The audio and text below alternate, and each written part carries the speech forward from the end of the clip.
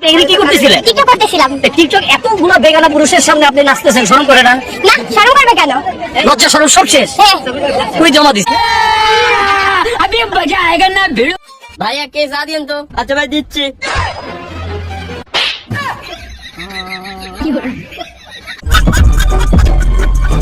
সব বাসবেড়া চা চাইলে এভাবেই চাইবি, চা না থাকলেও তো জুতার বাইরে ফ্রি ফ্রি খাইতে পারবি। ভাইয়া আর কিছু লাগবে?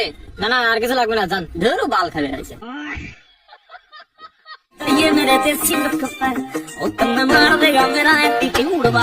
হাত কেমনে লড়াচড়া করে তা সে দেখে দিবে, সেই কারণে তো জায়গা মতে হাতটা রাইখা দিছে যাতে আর লড়াচড়া না করতে পারে।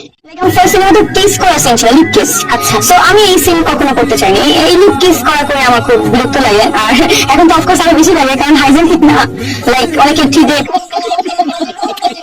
বাইরে ভাই মিষ্টি জান্নাত আবার নায়িকা হয়েছে কবে সেটাই তো আমি জানি না। যে জীবনে দেখছি না ওরে একটা ছবি করতে আসছে, বলতাছে পরিচালক রে বলে ছবি করার জন্য ফিরিয়ে দেশ। আমি রাষ্ট্রপতি হলে এদেশে প্রথমে সাংবাদিকদেরকে স্বাধীনতা দিব, ভিক্ষুকদেরকে একটা ভিক্ষুক এদেশে রাখবো না, এবং উনি রাষ্ট্রপতি হলে ভিক্ষুক বাংলাদেশে একটাও থাকবে না, সব পাকিস্তান পাঠিয়ে দিবে। পাকিস্তানকে যেন ভিক্ষা করে বাংলাদেশে আনতে পারে, বাংলাদেশের এই হাল অবস্থা করে ছাড়বে।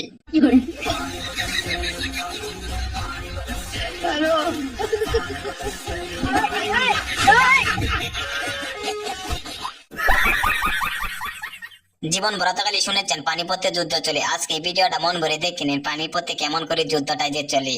কত দিবেন? এত কম টাকা কেন? ভালোবেসে?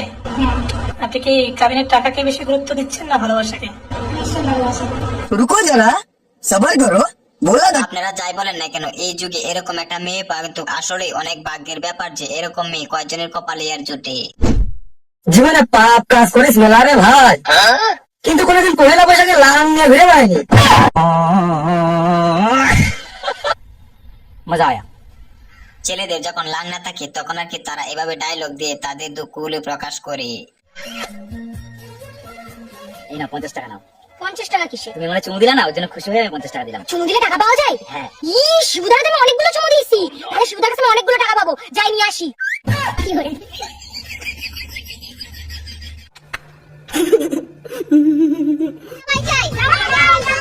জামাই ছাড়া উপায় নাই, জামাই ছাড়া উপায় নাই, দাবি আমার একটাই, দাবি আমার একটাই, জামাই ছাড়া উপায় নাই।